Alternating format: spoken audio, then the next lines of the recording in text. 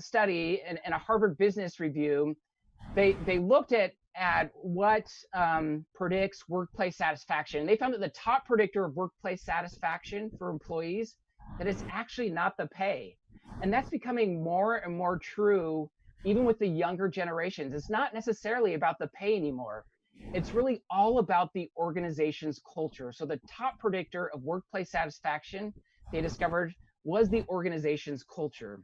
Now, there have been a lot of studies that have been conducted out there that have looked at the importance of culture. One was done by Columbia University, which is located in New York City. And using their methodology, they looked at 600 businesses. And based on their methodology, they classified those businesses into those that had a good culture, those that had an average culture, and those that had a bad culture. And again, based on their study, they found that those companies that had a good culture, their employee turnover percentage was at 13.9%, while those that had a bad culture, their employee turnover percentage was at 48.4%. They also found that employees in a good culture, that they were 12% more productive, and that those in a bad culture, the employees were 10% less productive. They also found that those that had a good culture, that they outperformed the competition by 20%. And they found that those that had a bad culture, that they always seemed to lag behind the competition. They also found that those that had a good culture, the likelihood of attracting new high quality talent was very high, while those that had a bad culture, the likelihood of attracting new high quality talent and employees was very, very low. So the Gallup organization has also looked a lot has also conducted a lot of studies on employee engagement and the importance of culture. And based on their most recent study of 1,600 businesses, they found that 63% of employees are not engaged at work. So they're not committed to work, they're not putting forth their best efforts, and they're not engaged. They found that 24% are actively disengaged at work. So they're not interested, they're not committed at all, they're not putting forth much effort at all. They also found that 87% lack motivation and are unhappy at work. And they found that 13% of employees, only 13% of employees are actually engaged at work. So then they looked at how this impacted the bottom line and the financial performance of these organizations. And again, they found that those companies that had a low level of engagement for their employees, that they had a 33% decrease in operating income and 11% decrease in earnings growth. While those companies that had high levels of engagement among their employees, they had a 19% increase in operating income and a 28% increase in earnings growth. And based on their study, they actually estimated that it costs American businesses, that poor cultures and low employee engagement, that costs American businesses over $300 billion a year. So it literally pays to invest in your culture and create the right culture in your organizations. Finally, just one final quote from Jim Collins. Jim Collins is the author of Good to Great and a lot of other very popular books. He's pretty much spent his life studying what makes companies great and what's the difference between just average or good companies and great companies. And he said that culture isn't just one aspect of the game, but he said it is the game. So to have a great business, you have to have a great culture. So now, of course, the question becomes how? How do we create this good culture? How do we create a culture of safety and success in the environment that we find ourselves in now? This environment where there's this virus, there's a lot of concern, there's a lot of anxiety, there's a lot of uncertainty. How do we go about creating a strong culture, making sure we do it in a way that people embrace safety and that we do it in a safe way? So for the rest of my presentation, we're going to talk about 4 steps creating a culture of safety and success. So step number 1 to create a culture of safety and success is to create clarity. You want to create clarity throughout your organization. Now, there are things that are more important than others that you need to strive to make clear in your organization. But at the end of the day, you want to create as much organizational clarity as you possibly can create around as many things as you possibly can. Now, with that being said, what are the most important things, especially in the current environment that we find ourselves in? And as we strive to transform our cultures and build a culture of safety, a culture that embraces safety more, what are the most critical things that leadership teams need to make clear? I'm going to share those with you right now. First is the purpose. You need to share the purpose of why you're creating these new safety measures or why you're implementing new policies and practices into your organization. You need to share why it matters, why it's important, and most importantly, how it will benefit your employees. So you need to make that crystal clear in the minds of your team. Next, you need to create clarity around your plan. So how are we going to do it? How are we going to keep people safe? And how will these safety measures be enforced in our organization? So you need to create, again, clarity around that plan. Next is what I call the picture and the vision. So the picture is what will happen if we don't follow these safety measures? What will happen if we don't transform our culture? What will that picture look like? So paint that picture for your team and make that really clear in their minds. And then paint a picture of what our future will look like if we do follow these new safety protocols, these new safety measures that we're putting into place. And then finally, you need to make really clear everyone's roles and responsibilities in this new culture, in these changes that you're making, so that people can embrace, the new safety elements of your organization. So let's walk through an example of what this might look like, just real quick to try to help you out a little bit. So if I'm a company and I'm gonna put in some new safety measures, I need to make sure that purpose is clear. So the purpose I might want to share might be something like, we're doing this, we're implementing these policies and these protocols because we want to keep everyone safe. Because you can get sick, and if you get sick, you could potentially lose your job. You could also infect others, including your coworkers and our customers, and even your family and friends. And so the reason why we're putting these safety measures in place is really to keep everyone safe, and specifically to protect you and to protect your family. Now, another purpose might be we need to implement these safety measures also to keep our business in operation, because if we have a big COVID outbreak in our company, then we're going to have to shut everything down again, and we don't want to do that. We want to keep everyone employed. And so that's why these new safety measures are so important. And that's why we must change our culture and really embrace these new safety measures that we're putting into place. Because if we don't do this, we could lose our business. So you need to make, again, first and foremost, that purpose really, really clear. Next is your plan. Again, this is just a simple example of what this might look like. So your plan may be, okay, everyone needs to wear a mask at work. On top of that, everyone needs to maintain social distancing. So we've set up workstations so that everyone's at least 6 to 8 feet apart, or whatever you might feel is best for your organization. And then perhaps part of the plan would be, we're going to do frequent testing and health evaluations to make sure everyone's staying healthy in our work environment. And so you need to lay out that plan to your team. Let them know what the plan is and what those changes will be. Again, creating clarity around these aspects are really, really critical for you to create, again, a culture of safety and success. And then you also want to make it clear what's it gonna be like if people don't follow the new policies and protocols. Like, what's going to be the ramifications of that, or how are you going to enforce that? And so again, just my simple example, perhaps you may say, so the first violation of not following any of our new safety protocols, it will result in a written warning. A second violation will lead to a final written warning. And then the third violation will lead to a separation of employment. We'll have to let you go. So again, make this very clear what it will look like if people don't adhere to the new safety measures that you're putting into place. And then again, remind them of the purpose, that this is all about helping them and helping the business and helping everyone to stay employed. Next, you want to create clarity around the picture. So this is, what will things look like if we don't embrace these new safety measures? So again, the picture might be something like, if we don't do this, we could lose our business, we could lose our jobs, we could lose the trust of our customers, we could get infected ourselves, and we could infect others, including those that we love.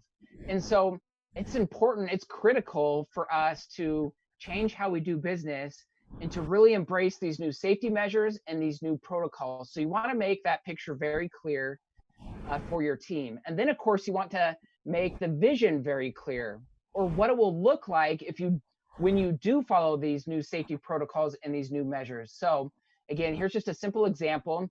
If we do this, if we follow through with our safety measures, it will give us the best chance to stay open and to continue to operate.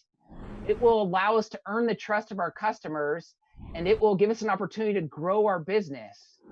If we do this better than anyone else, if we're more safe and create more safety in our organization than anyone else, we could even gain market share, and we could grow our business, and we could even become an industry leader.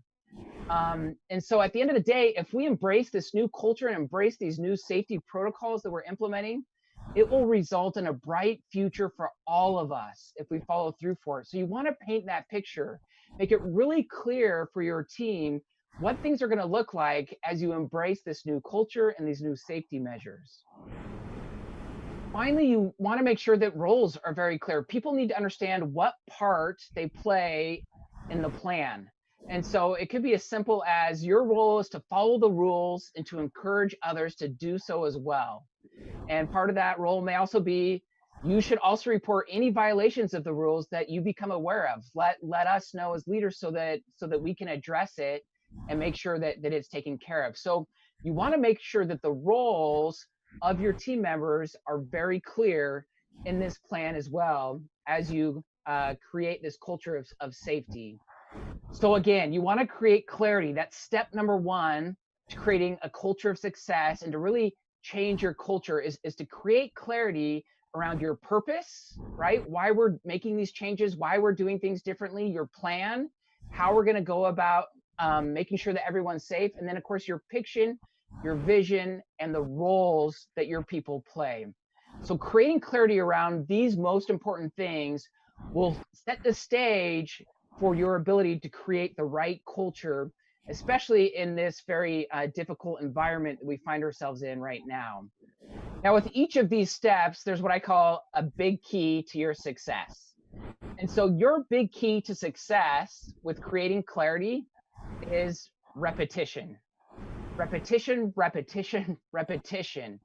You have to become very comfortable with repeating yourselves often, talking about the plan often, talking about the purpose over and over and over again, talking about the picture and the vision and the roles.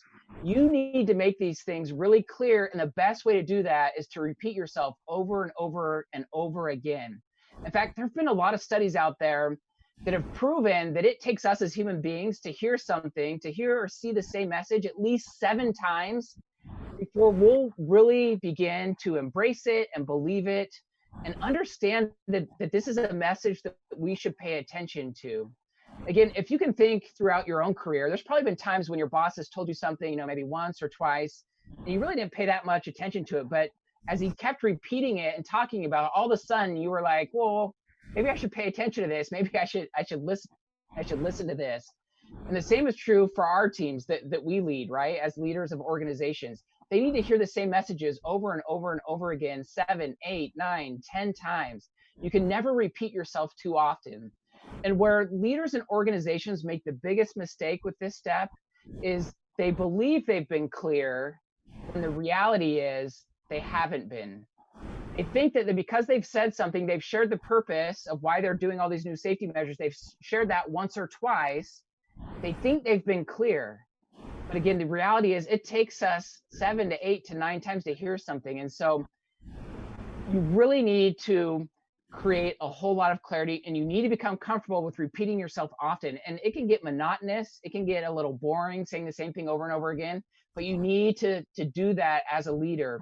And there's a big difference between being sort of clear in your organization and being really clear. And so if you want to create a culture of success, you need to be really clear in these most important things. So then the question becomes, well, how do we go about creating clarity? And so for each step, I'm also going to share just a simple best practice with you that I've seen other leaders and other organizations do to help them with that step. So one, and again, there's a lot of different things that you can do to create clarity in your organization. And this is just one simple way that's been very helpful for a lot of organizations and leaders that I've worked with. And that is through what I call your people systems, or perhaps your HR systems. So you can create a lot of clarity around these most important things during the interview and onboarding processes, during new employee orientation. You can create clarity through your rewards, compensation, and recognition programs that you establish. You can create clarity through performance improvements plans and your disciplinary processes, as well as through your evaluations and your trainings in your organization. And even during your meetings, present you a wonderful opportunity to create a whole lot of clarity around these most important things. So as we transition and try to embrace a culture of safety, you need to make sure during these people systems that you're talking about that purpose, the plan, the picture, the vision, and the roles of your team members. And as you continue to repeat yourself often and share these things in the interview process, the onboarding process, new employee orientation, through your rewards and compensation recognition programs, and through all these people systems, you'll begin to create organizational clarity, the organizational clarity that you need in order to build and create a high-performing company culture in your organization. So again, step number one to create a culture of safety and success is to create clarity, and your key to success is repetition. So let's go ahead and move on to step number two. So step number two to creating a culture of safety and success is now to establish consistency. So you've created clarity, you've said what we're going to do, you've talked about the purpose, but now you need to follow through with consistent systems and consistent words and consistent actions that support that clarity. So again, what do we need to be consistent with? You need to be consistent with the things that are within your control as a leader and as an organization. Now, there's a lot of things that are outside of your control, right? Changes in the industry, changes in regulations, the environment out there. You know, who knows what? Hopefully not. What the next virus might bring, right? So there's certainly things that are outside of our control that we can't establish consistency around, but there are a lot of things within our control that we need to be consistent with. So number one is your actions, right? So if you introduce these new safety protocols, and let's say again that one of those is to wear a mask, then you as a leader, you need to set the example. You need to be the very best out of everyone in your organization and wearing that mask. Because if you don't, then you're not establishing this consistency that's needed to build a successful culture and to build a culture of safety. And so our actions as leaders is critical to success. We need to be very consistent with those. What you say as leaders matters a lot. And so your words, again, need to be consistent with the purpose you've laid out, with the plan that you've laid out, with the picture and vision that you've laid out. Your words need to reinforce and reiterate those things that you've shared. And again, what happens a lot of times is that leaders will make a joke here or there or say things that, you know, that are just kind of half-heartedly and they're not really serious about. But what happens is that our team members hear that and they listen to it and it produces some confusion. And then we're not able to be consistent in the messages that we're sharing. So we want to be very consistent in those messages. You also need to be consistent with your attitude, right? How do you present yourself when we're talking about these safety measures? Do you have a bad attitude with it? Are you saying, yeah, we have to wear our masks. I really hate it. It really kind of sucks and I don't like it a lot. Or are we saying, you know what, we have to wear these masks because it's going to help us keep our business open and it's going to help us keep everyone employed and it's going to keep us all safe. And so your attitude around this transition is, again, critical to your success and critical to your ability to establish a culture of success. If you don't have a consistently good attitude about it, then it's going to be really hard to change your culture and to build this this culture of safety. And then finally, you need to be consistent with your approach. So again, this goes back to how are we going to handle similar situations that come up? For example, if we go back to our example, how are we going to handle it when someone doesn't wear their mask at work or we notice they take their mask off? What's going to be our approach? And how do we make sure that that approach is consistent every time? Because if it's not consistent, then again, you're going to hurt your culture. Because if one manager is allowing his team to kind of take off the mask and he just kind of reminds them and jokes around with them, and doesn't make it a big deal, but another manager is maybe following the policies and he's writing people up and he's terminating people because they're not following the policies. That inconsistency in your organization, again, is going to cause a lot of problems, and it's really going to hurt your culture in your organization. So as a leadership team, you need to discuss and decide what's going to be our approach. How are we going to handle it when our employees don't follow the plan that we've laid out for them? What is that enforcement process and that disciplinary process going to look like, so that all of us are handling it the same way? And so again, you need to be consistent with your actions, words, attitude, and approach. Now, one of the easiest ways that you can undermine your leadership and really sabotage your success with building a high-performing company culture is what I call behavioral misalignment. And again, it's the leadership team saying one thing and then doing another. So it's a leader saying, hey, everyone's got to wear their masks. Remember, masks are really important. This is critical to our success. We need to keep each other safe. We need to keep our doors open by wearing our mask. But then the leader doesn't wear the mask. Again, that you're saying one thing and then you're doing something different. So that's really going to undermine your effectiveness as a leader, and it's going to sabotage your success for building a great culture. So your behavior and your actions, so behavioral misalignment is when your behavior and your actions are not aligned with your words. And we see this over and over and over again in organizations. And again, this is the number way that the leaders really hurt their effectiveness and really negatively impact their culture. So when you lay out a plan and when you make clear the purpose and the picture and the vision, make sure that you're bought into that 100%, that you're going to lead by example and that you're going to follow through. Because if you don't, then you're actually going to end up hurting your organization rather than helping it. So your big key to success with establishing consistency is discipline. At the end of the day, it just takes discipline, and having the discipline to be consistent is hard. It's difficult, but we need to have the fortitude to be consistent, to take consistent actions, share consistent messages, have consistent attitudes, and be consistent in our approach.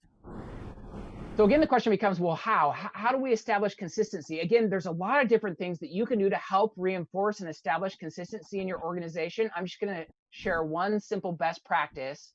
This is, again, what I do with a lot of leadership teams is we decide proactively, we decide now how we're going to handle certain situations that we anticipate will come up.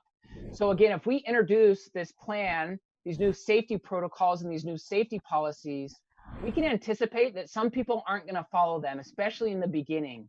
So again, we need to decide now as a leadership team, how are we going to approach that? How are we going to address that so that we do it in a consistent way? So again, any changes that you make or any things that come up that can lead to inconsistency in your organization, a good best practice is to sit down as a leadership team and decide before you ever find yourself in that situation, maybe of someone not wearing their mask or not social distancing, what's going to be our approach? How are we going to react to that? So that, again, you can take a consistent approach and establish this consistency, which is so critical to creating a culture of success. So again, step number 2 is to create a culture of safety and success, is to establish consistency. And the key to success is discipline. So real quick, John, I don't know, do you have any questions about anything that we've talked about so far or that I've covered? Yes, Tim. As you know, in Panama, we are the hub of America. And then that's why a lot of multinational companies decided to establish here in Panama. When I met with other HR leaders in Panama and also in the region, Latin American region, we always start talking about, okay, most of the company establish policies, establish norms, also the employee handbook, and they request that everyone in the organization has to follow up. And they are very clear what could happen if you fail to follow the norms and the policies. But, you know, it's easy when someone in the lower level of the organization commit a fail. Because something you don't have to ask anyone. You in a simple way. As you said, start with a warning, a second warning, and they decided, hey, guys, we will fire this employee because he failed to follow the rules. But what happened when someone from the mid level, talking about managers and up levels, commit a foul? And then, then most of the leader team start seeing in another way and say, oh, no, but we have to give him a second chance. This is our best manager, and it's impossible that this manager could leave the company. So, based on your experience, which could be your advice or how we could handle this kind of situation? Good question, John. And this is a little bit of a tough one, right? But I think there's definitely certain things that we can take a look at here. So again, it's critical to establish consistency. So if our policy is something, and we've made that very clear, then we should stick with that policy. Now, if it's someone who we really feel like we need in our company, someone we really want to maybe retain and make excuses for, if we're going to do that, again, we need to go back to step one and create clarity about why we're changing the policy, what the new policy will look like, and then begin to establish clarity around that and consistency around that new policy. Now, if we have a policy in our handbook, for example, that we're unwilling to follow or we're not planning on following, then we really need to get rid of that policy, right? We need to change it and adjust it, and make sure that what's in our handbook is the policy that we're actually going to follow. Because it goes back to that behavioral misalignment that we just talked about. If you're saying one thing, you're putting in the handbook, this is our policy, but you're not following that policy isn't serving you well at all. If anything, it's hurting your company. So you want to make sure that you have policies that are serving you well. And so you need to look at your policies and make sure that you're willing to stick to those policies and make them consistent. And again, if you have a policy that's outdated, that needs to be adjusted, that needs to be changed, you just need to create clarity around, this is why, again, the purpose, this is why we're changing the policy, this is how it's going to help us all, this is how it's going to be best for our business, and this is how we're going to enforce it moving forward, and create clarity around why we're making those changes and what the new policy is, and then begin to establish consistency around that policy. So those are some of the thoughts that I have with that specific situation. Hopefully that's helpful. Yes, yes, it is. Fantastic. Thank you. Okay, no problem. Let's go on to step number 3. So step number 3 to creating a culture of safety and success is to add celebration. So created clarity, and you've established some consistency. Once you've done those first 2 steps, now it's time to really start thinking about adding celebration into your organization. So celebration is a combination of 3 important elements. So it's a combination of recognition, a combination of measurement, and a combination of fun. And each of these are really important to adding celebration into your organization. So let's again take a look at each of these and talk about what this might look like in our new environment and as we try to embrace a culture of safety. So again, as you roll out new policies and procedures to keep everyone safe and to get your business up and running again, you need to recognize and reward those who are following the new policy. And it can be as simple as, hey, Juan, I noticed that you're wearing your mask today. Thank you so much. Thanks for following our new policies and procedures. And set up rewards and ways to make sure that you're recognizing people for following those new protocols. The next important aspect of celebration is measurement. So it's a really good idea to create some type of scoreboard where you're measuring how well your company is successfully following the new safety measures that you've put in place. So again, if we go back to the example that I introduced at the beginning, if our new safety measures are to wear a mask, to social distance at work, and to adhere to some health evaluations from time to time, what my scoreboard might look like. I may put a big calendar in the employee break room, or send out an email each day with a big calendar that has each of those 3 categories. And if our company does 100% and does really well, and everyone's wearing masks, everyone's social distanced, and everyone, who needed to had their health evaluations, then we might put just a big green check mark saying we did it, we accomplishment, well done, we did good on that day. Now, if we have another day maybe where we failed, and maybe there was someone who wasn't wearing a mask, or someone who wasn't properly social distancing, or someone who didn't, come for the health evaluation that they were supposed to come from, then we might put a red X or something indicating that, we didn't meet the new policy or our goals around our new safety measures for today. So creating this measurement tool that's visual, that either you're sending through a text message, an email, or if you can post it in a central location in your business, this will help reinforce again those new policies that you've put into place. And so again, this measurement is really, really important.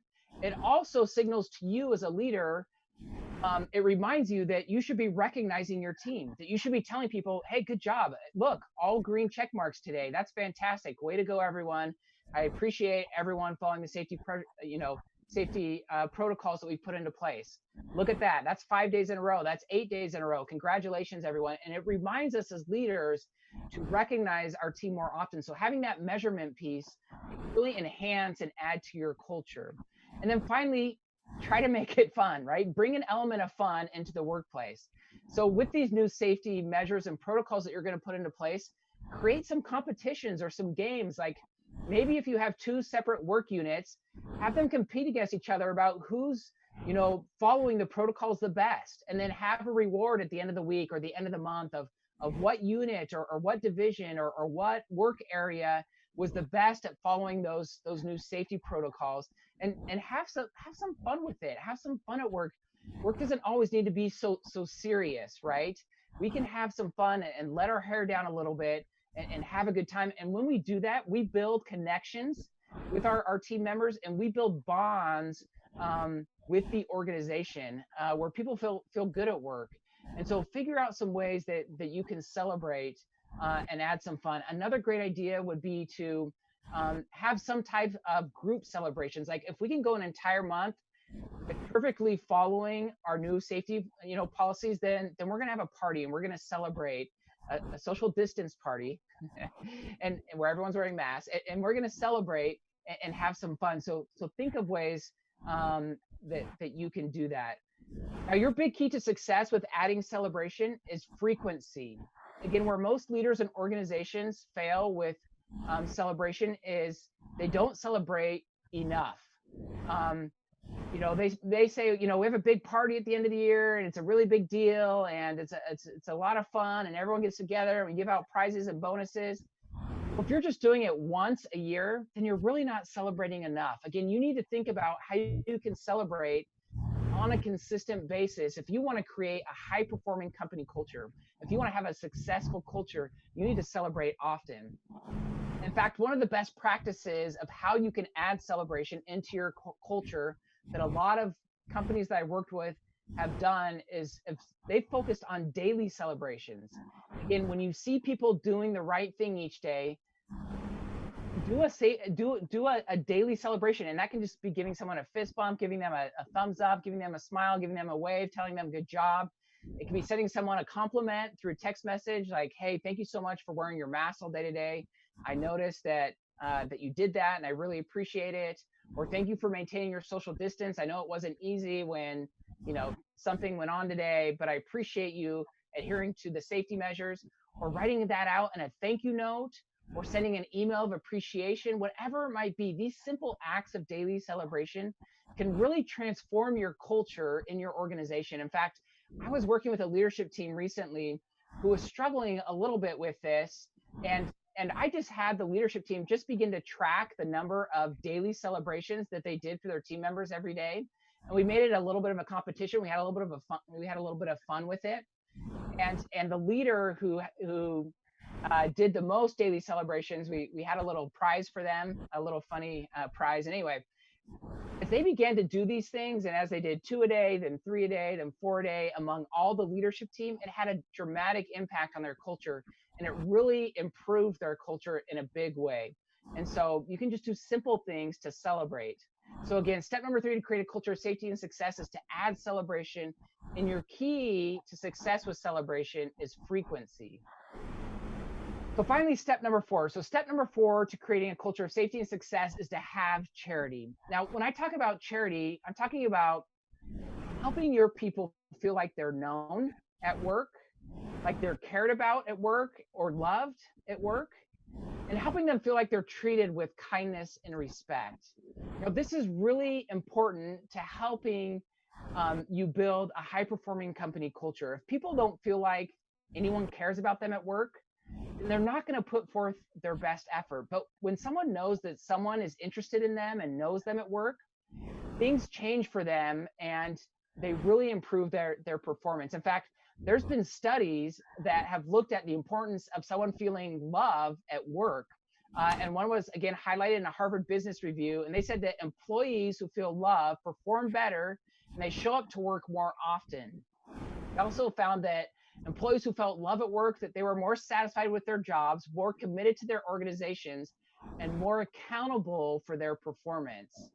So this charity piece is really critical to improving your culture.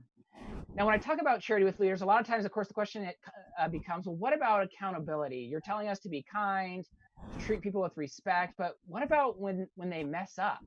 Don't we have to hold them accountable?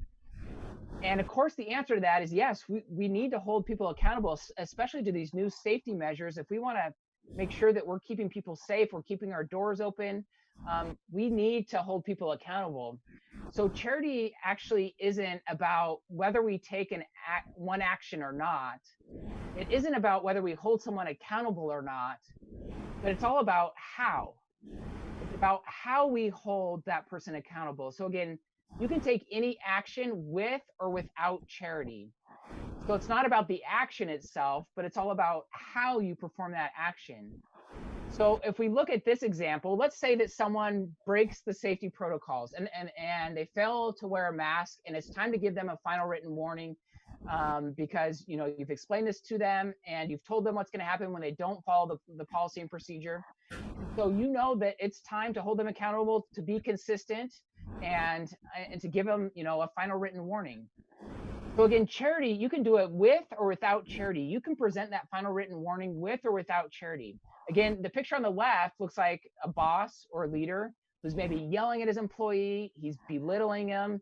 It looks like he's treating him really, really poorly.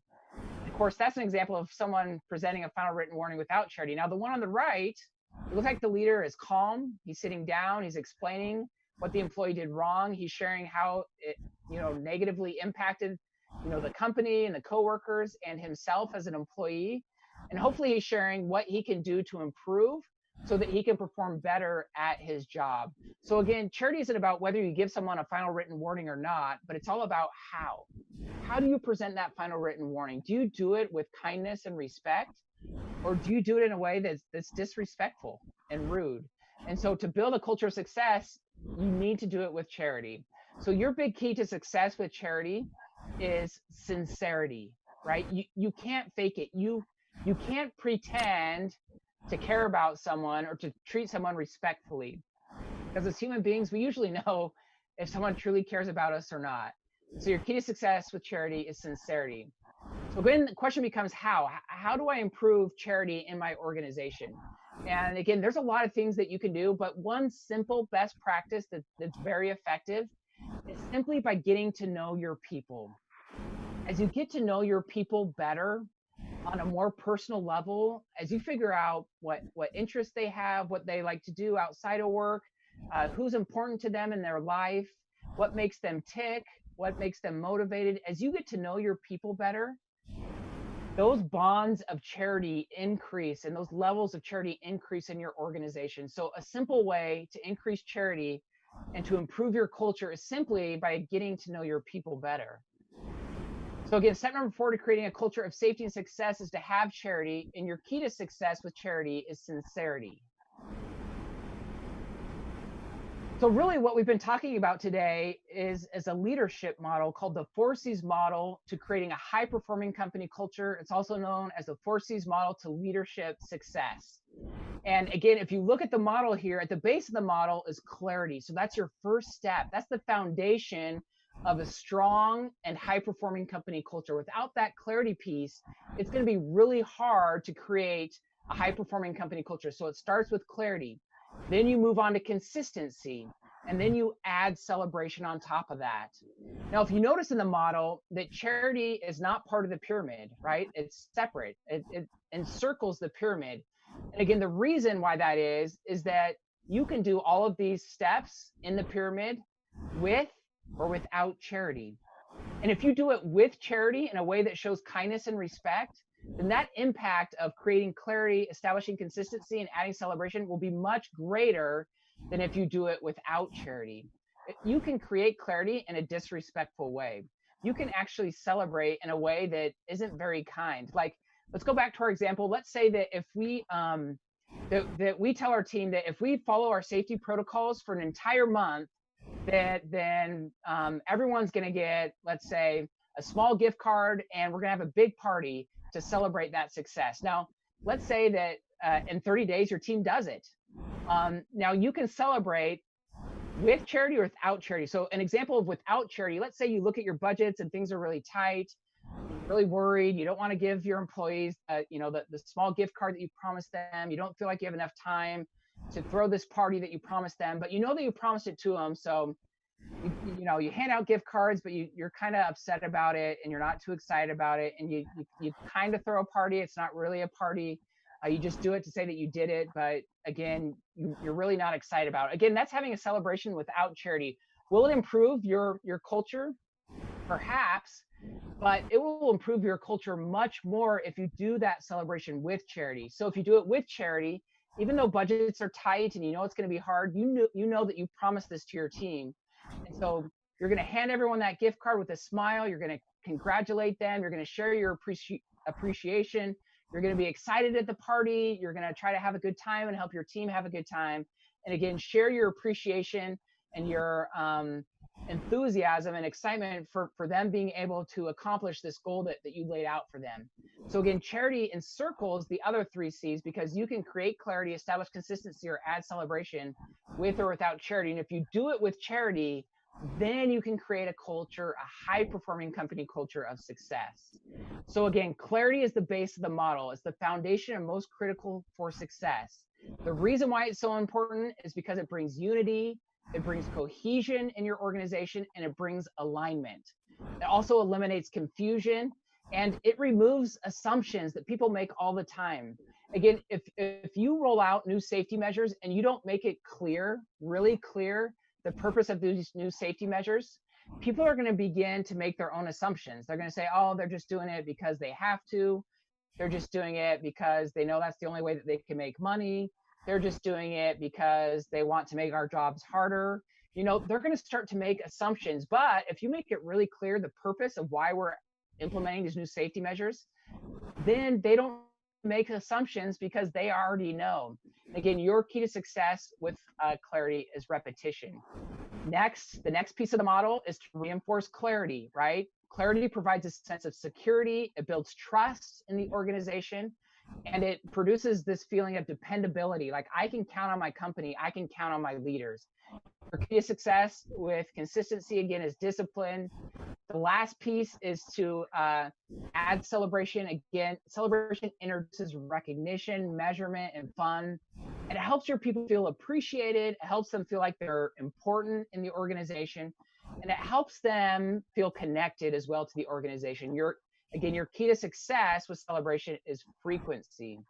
And then finally, the last piece of the model is charity. And again, charity is helping people feel known and cared about at work. Again, charity acts as a multiplier or an amplifier of your efforts around the other C's. So as you create clarity with charity, that impact on your culture will be much greater. Same thing with consistency and same thing with celebration. Again, your key to success with charity is sincerity. So a question I get a lot of times is, how do you know if what you're about to do the change you're about to implement or what you're about to do in your organization is going to help or hurt your culture? So I'm going to talk about that just for 1 minute.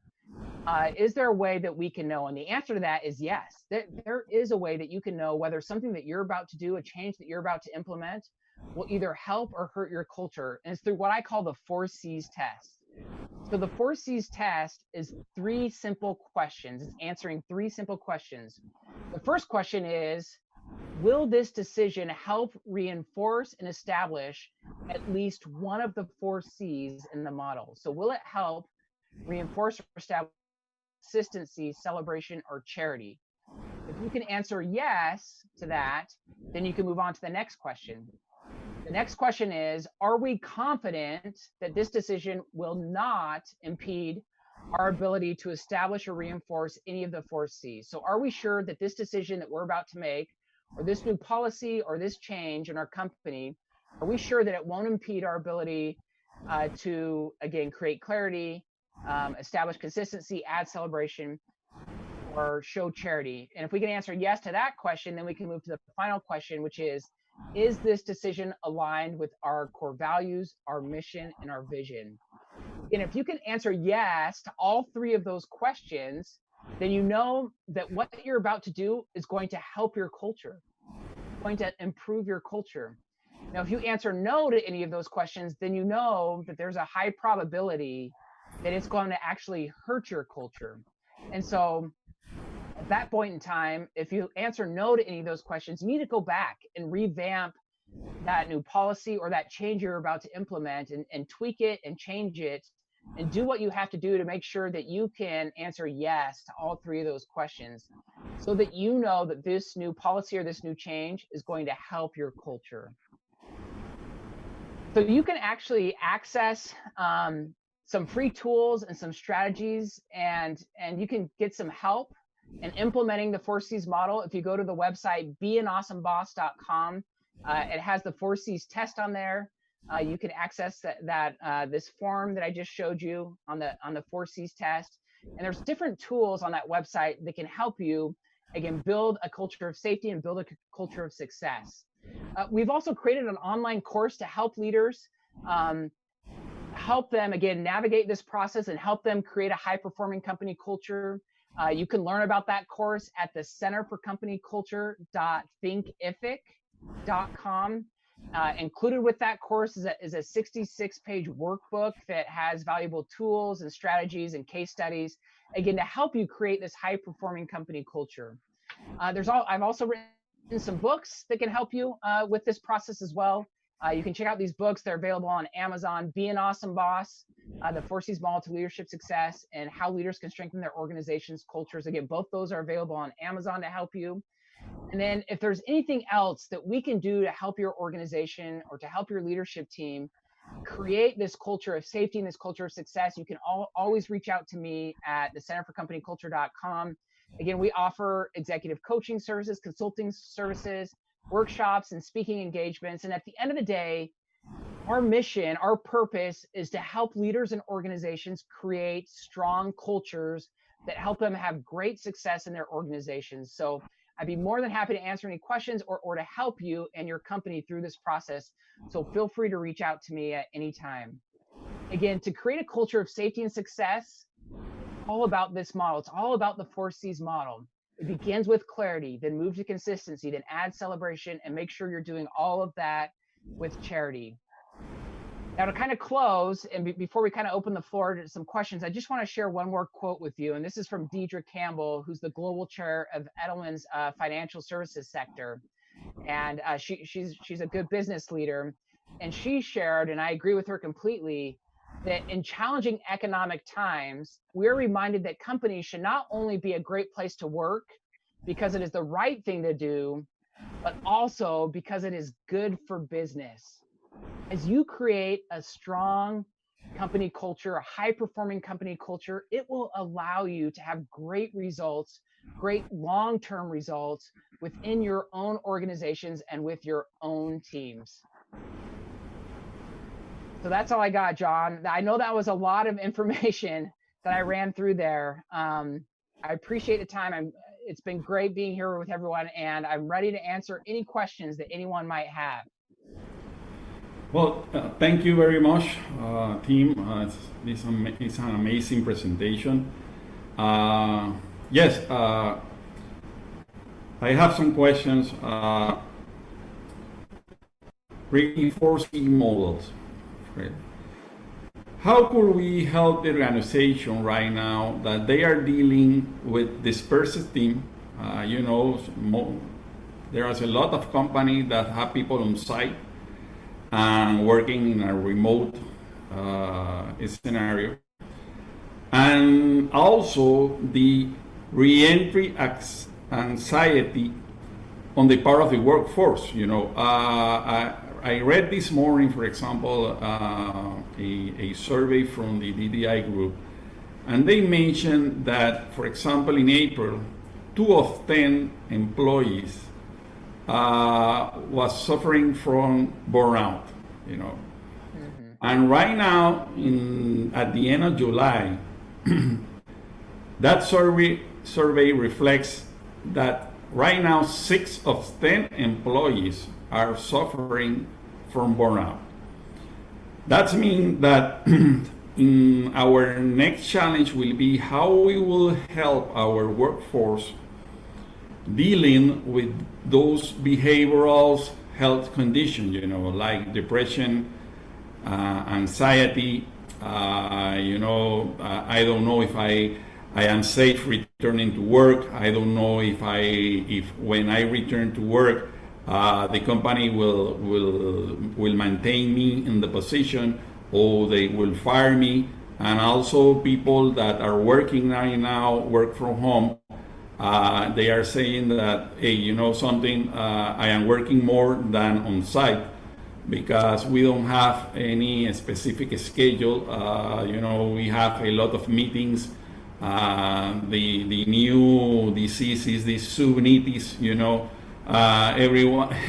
everybody wants to have a meeting by Zoom, and there is a difficult situation.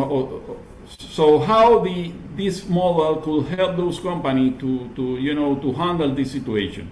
Yeah, no, that's a great question, John. So the beauty of the 4Cs model is that it can be adjusted and adapted to different situations and different circumstances. So a lot of organizations that I work with, they've had to adjust the way that they create clarity and the way that they establish consistency and add celebration into their organizations. So one leader, for example, one CEO that I was working with, he used to have a weekly meeting with his team where he would kind of give a company update and talk about what was going on in the company. And he realized that he wasn't able to do that anymore, of course, because of the coronavirus. So he started to just send out a pre-recorded weekly message where he talked about any important, things going on in the company, any new protocols, any new changes, what he was working on and what the company was working on, again, to protect their employees and to keep business going.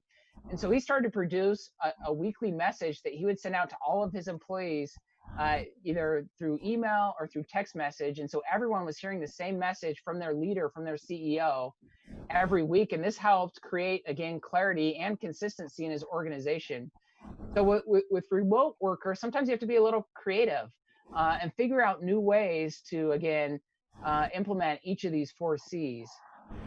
Now, in terms of dealing with burnout and some of the anxiety that we feel, or that our employees are certainly going to feel, I think as leaders, again, that the 4 Cs model is the answer. If we help create clarity around the safety measures that we're taking and how we're trying to protect our employees, I think it's going to ease a lot of anxiety and ease a lot of uncertainty. If we don't create clarity, and if we're not consistent in following safety protocols, people are going to be nervous and they're going to make assumptions and they're going to be worried for their families. And so that's why that clarity piece is so critical. Adding celebration can help alleviate burnout, right? If we're having some fun every once in a while at work, people are working really hard right now. People are working longer hours and it's really tough out there. I found that those companies that can recognize their teams more often it can bring more elements of fun into the workplace, that can help. And finally, perhaps the most important piece of it all is that charity piece, helping people know that you care about them, that you're interested in them, that you're interested in their well-being, that you want to be there for them, and making sure that it's clear if there are any benefits that help with depression or anxiety or things like that, making sure that that's very clear throughout the organization, and maybe who people can turn to or talk to in order to receive answers and help within the organization. So again, that the clarity, the consistency, the celebration, and the charity, all of these, each of these elements are so important to creating this high performing company culture. Each of them can touch on a lot of these things that you talked about, alleviating the anxiety, the worry, as well as helping with the burnout. So those are some of my thoughts. Okay, thank you. Julio, I don't know if you have any question. Yes, I have a question, Tim. Some of our customers are obligated to design and implement ethics code. For me, this document is very important, but some people just copy and paste and forget the people that are going to read and apply. What is your consideration in this sense? Yeah, good question, Julio. Thank you. Again, if we're putting things out there that we're not planning on following, then we're not doing ourselves any sort of service, right? We're not helping our companies at all, because it goes back to that behavioral misalignment. If we're saying one thing but then doing another, we actually end up hurting our culture rather than helping it. And so ethics are really important for long-term success. If we're not an ethical organization and we're taking shortcuts and we're not trying to do the right thing, then there's a good chance we're not going to be very successful for very long. We might have some short-term success. We might do okay in the short term, but in the long run, it's going to be, all of that is going to catch up with us.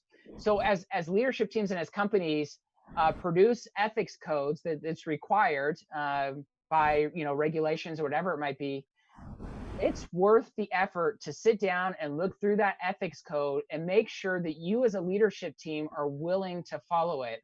Because if you're not willing to follow it, that ethics code is actually going to hurt your culture rather than help it, because it's going to take away from your ability to establish clarity and to establish consistency in your organization.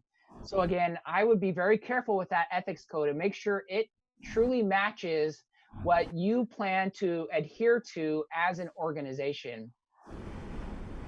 Do you think that it's necessary to have a different code for executive officers, the people that are the leader?